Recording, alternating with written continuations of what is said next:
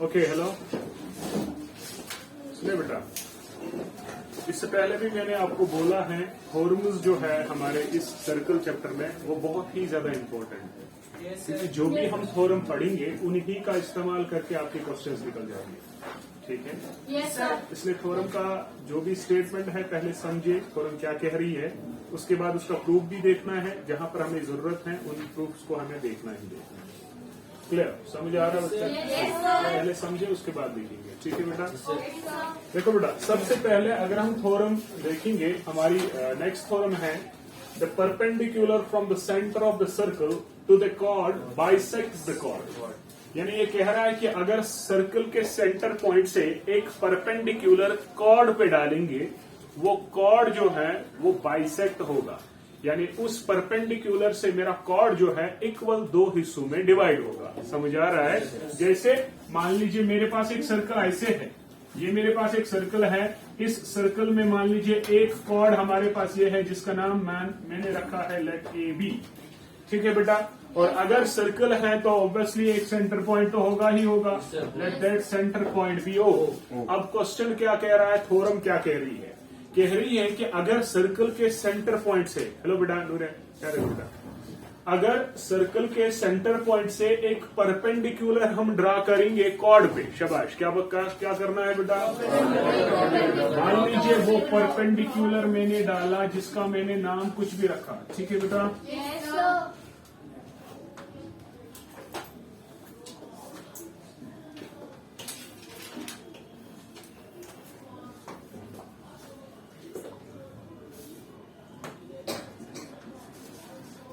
Late इस perpendicular का नाम है ओ एम। ठीक है बेटा? O M. तो अगर परपेंडिकुलर है इट मींस ये वाला एंगल कितना है बच्चा? 90 है ना? परपेंडिकुलर। ये कह रहा है कि अगर सर्कल के सेंटर पॉइंट से एक परपेंडिकुलर ड्रा किया जाए, किस पे? कॉर्ड ऑफ द सर्कल पे, वो कॉर्ड को बाइसेक्ट करेगा। शाबाश, क्या करेगा? बाइसेक्ट का मतलब है कि वो ए जो है ये वाला हिस्सा इसको बराबर होगा। That means A M is equal to M B हमें प्रूव करना है। समझ आया क्वेश्चन? तो बेटा ध्यान से समझ लीजिएगा, पहले ये स्टेटमेंट है इसका। तो सबसे पहले गिवन क्या है? गिवन है मेरे पास a circle with center O in which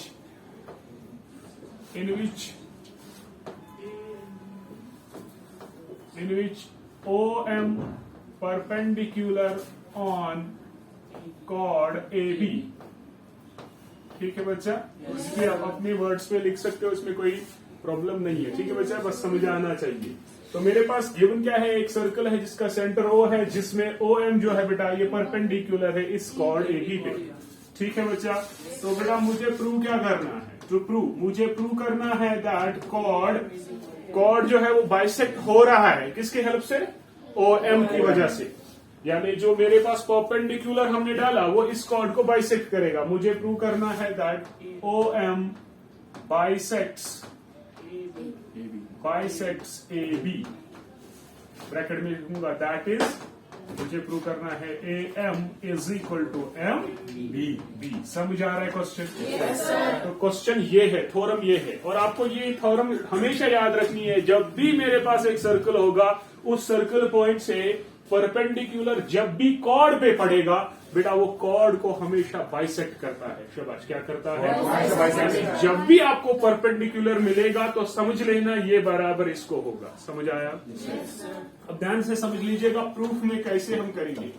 सबसे पहले प्रूफ से पहले आप कंस्ट्रक्शन करोगे। क्या करोगे बेटा? मैं कंस्ट्रक्शन में करूंगा join OA and OB। Join O and O। बेटा मैं कंस्ट्रक्शन में ज्वाइन कर रहा हूं ये वाला और ये वाला ज्वाइन कर रहा हूं। क्या यहां तक कोई प्रॉब्लम है? उसके बाद बेटा प्रूफ। अब अगर मैं प्रूफ लूंगा, ध्यान से समझ लीजिएगा, मैं लूंगा इन ट्राइंगल OMA एंड दूसरा ट्राइंगल है बच्चा OMB। ये दो ट्राइंगल्स में ले रहा हूं बच्चा, एक ये वाला ट्राइंगल और दूसरा, समझ आ रहा है कि नहीं? अब सबसे पहले मैं लिखूं ये एंगल इस वाले एंगल को बराबर होगा, होगा कि नहीं? क्यों बेटा? 90 डिग्री है ना बेटा। और उसके बाद देखो ये हाइपोटेन्यूज इस वाले हाइपोटेन्यूज को बराबर होगा, क्यों? रेडियस ऑफ सेम सर्कल के रेडियस है ना। और ये OM जो है कॉमन है कि नहीं? तो RHS से क्या होगा? दोनों तो अगर कॉन्ग्रेंट हुए तो मुझे बताए CPCT के जरिए मैं लिख सकता हूँ AM is equal to MB, सकता हूँ कि नहीं? वही मुझे प्रूव करना है। ओके, तो मैं लिखूंगा बच्चा इन दो ट्रायंगल में मैं लिखूंगा angle OMA is equal to angle OMB। Is it clear? यहाँ पर बेटा रीजन साथ साथ लिखना है, each 90 degree. Clear? Second one में लिख रहा हूँ हाइपोटेन्यूअस, क्योंकि 90 का अपोजिट एंगल साइड जो है that is hypotenuse. Okay, hypotenuse OA is equal to hypotenuse OB। Is it clear? Bracket में लिखूंगा बेटा रेडियस ऑफ सेम सर्कल, दोनों सेम सर्कल के रेडियस हैं, तो बच्चा ये दोनों इक्वल होंगे। क्लियर? उसके बाद OM is equal to OM, तो बेटा क्या है? तो दोनों ट्रायंगल्स में कॉमन साइड है बच्चा, तो मैं लिखूंगा therefore triangle OMA is congruent, OMA is congruent triangle with OMB। बच्चा क्यों? By RHS rule, right angle hypotenuse side. तो मैं लिख सकता हूँ so AM is equal to MB। Bracket में क्या लिखूंगा? CP, उसी का मतलब है that is OM bisects CP। यही प्रूव करना था बच्चा। समझ आया? किसी को कोई प्रॉब्लम?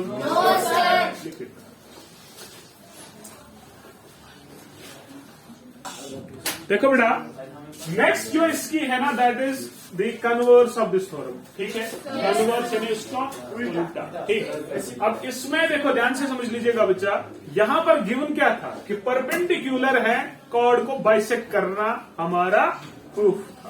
ठीक, अब नेक्स्ट में है कि आपको पहले से ही बोला गया एक लाइन सेंटर से डाली गई, एक लाइन सेंटर से डाली गई, वो कॉर्ड को पहले से ही बाइसेक्ट कर रही है। यानी आपको गिवन है अब कि AM बराबर है MB, आपको प्रूव करना है ये एंगल 90 डिग्री है।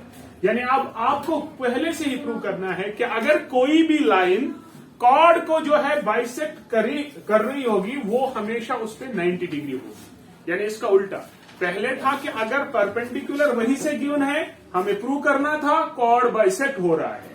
अब प्रूव करना है कि अगर पहले से ही कॉर्ड बाइसेक्ट है, आप प्रूव करिए जिस लाइन से वो बाइसेक्ट हुआ वो 90 डिग्री पे पड़ रहा है। आया समझ? yes, आया समझ के नहीं? अब मैथमेटिक्स में जो आपकी नेक्स्ट थ्योरम है, ठीक है बच्चा, तो ये मेरे पास स्टेटमेंट है। अब इस स्टेटमेंट में क्या कह रहा है? कह रहा है कि जो लाइन सेंटर से डाली गई जो कॉर्ड को बाइसेक्ट करती है वो 90 डिग्री पे पड़ेगी। यानी हमें प्रूव करना है वो एंगल 90 डिग्री बना रही है कॉर्ड पे। ठीक बच्चा, जैसे मेरे पास एक सर्कल है, मान लीजिए ये मेरे पास बच्चा सर्कल है।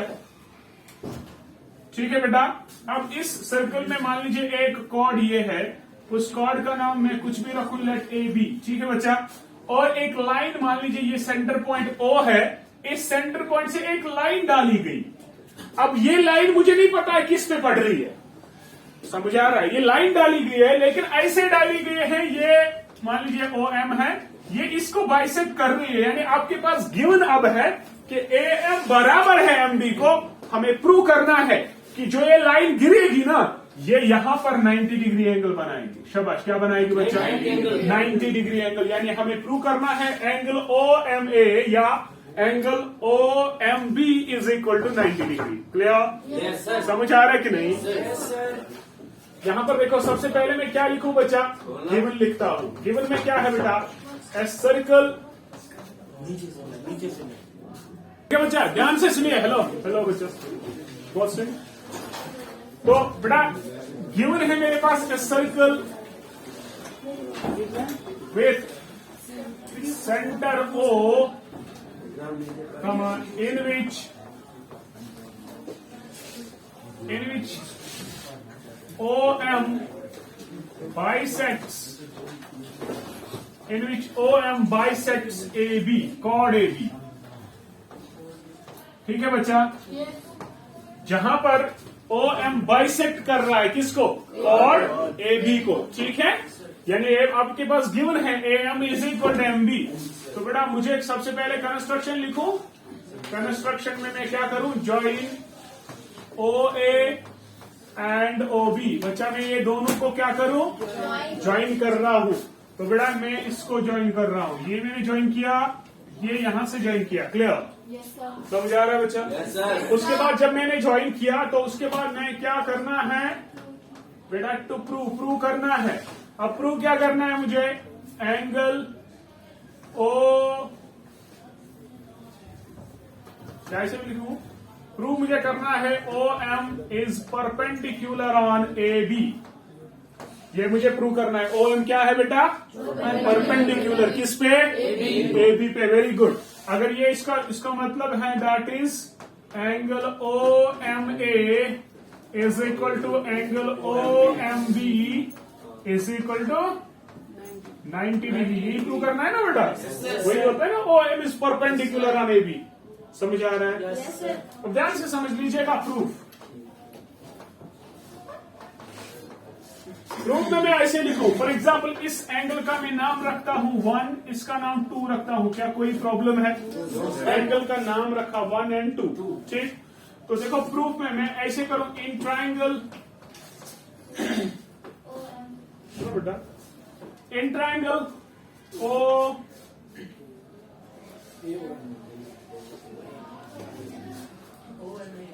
OMA एंड OMB ट्राइंगल है बच्चा. ठीक. इन दो ट्राइंगल्स में ध्यान से सुनिएगा बच्चा. मुझे प्रूव करना है ये 90 डिग्री है कि नहीं?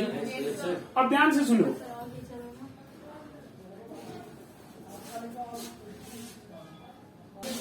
ठीक है बेटा, यहां देखो. इन दो ट्राइंगल्स में यहां पर देखो सभी मैं लिखूंगा OA is equal to OB. Radii of चलेगा कि नहीं? Radii of same circle. ठीक बेटा. Second one AM is equal to MB या BM कुछ भी है ना बेटा, क्योंकि मल्टीप्लीकेशन कम्यूटेटिव होता है. आप AB लिखो या BA. ठीक. AM is equal to MB. ये बेटा क्या है ना? गिवन. बाइसेक्ट हो रहा है ना? उसके बाद थर्ड वन है OM is equal to O. ये क्या है बेटा? तो दोनों ट्राइंगल्स क्या हुए? बाय. Very good. तो मैं लिखूंगा therefore triangle OMA is congruent triangle with OMB by SSS congruency rule. क्या क्लियर है यहां तक? अगर कॉन्ग्रुएंट ट्राइंगल्स हैं तो उनके कॉरेस्पॉन्डिंग पार्ट्स क्या हुए? मैं लिख सकता हूं angle 1 is equal to angle 2. मैं बच्चा ऐसे लिखूंगा. So angle 1 is equal to angle 2. Bracket में क्या लिखूं? CP. इसका नाम फर्स्ट रखे. चलेगा यहां तक बेटा? चलेगा कि नहीं? अब यहां पर ध्यान से समझ लिखूंगा. मैं लिखूंगा ऐसे on chord AB. On chord मैं लिखूंगा angle 1 plus angle 2 is equal to 180 degree. Linear pair. अरे बोलना लिख सकता हूं. लीनियर पेयर एंगल्स है ना. लाइन पे एक पॉइंट पे जितने भी एंगल्स बनेंगे उनका सम बोला है ना. मैं लिख सकता हूं इस लाइन पे एंगल 1 प्लस 2 180 है. तो रीजन लिखा linear pair angles. Linear pair. तो मैं यहां पर देखो एंगल 1 किसके बराबर? क्या मैं एंगल 1 के बदले एंगल 2 के बदले भी एंगल 1 लिख सकता हूं? क्योंकि बराबर है ना बेटा. Is equal to 100. तो ब्रैकेट में लिखूंगा बिकॉज फ्रॉम फर्स्ट. फर्स्ट से मैंने ये प्रूव करा. देखो वो हुआ 2 times of angle 1 is equal to 180. तो एंगल 1 क्या निकला बेटा? Divided by 2 that is equal to 90 degree निकला कि नहीं? Which implies angle 2 is also 90 degree, क्योंकि बराबर है ना, बराबर। तो अगर एंगल 190 डिग्री है, ये विच इम्प्लाइज है बेटा, आई से विच इम्प्लाइज एंगल 2 भी 90 डिग्री है। तो अगर दोनों 90 डिग्री है तो वही प्रूव करना था ना। उसका मतलब that is OM is perpendicular on A ये प्रूव करना था बच्चा। समझ आ रहा है कि नहीं? यहाँ तक कोई किसी को प्रॉब्लम? सभी को समझ आ रहा है?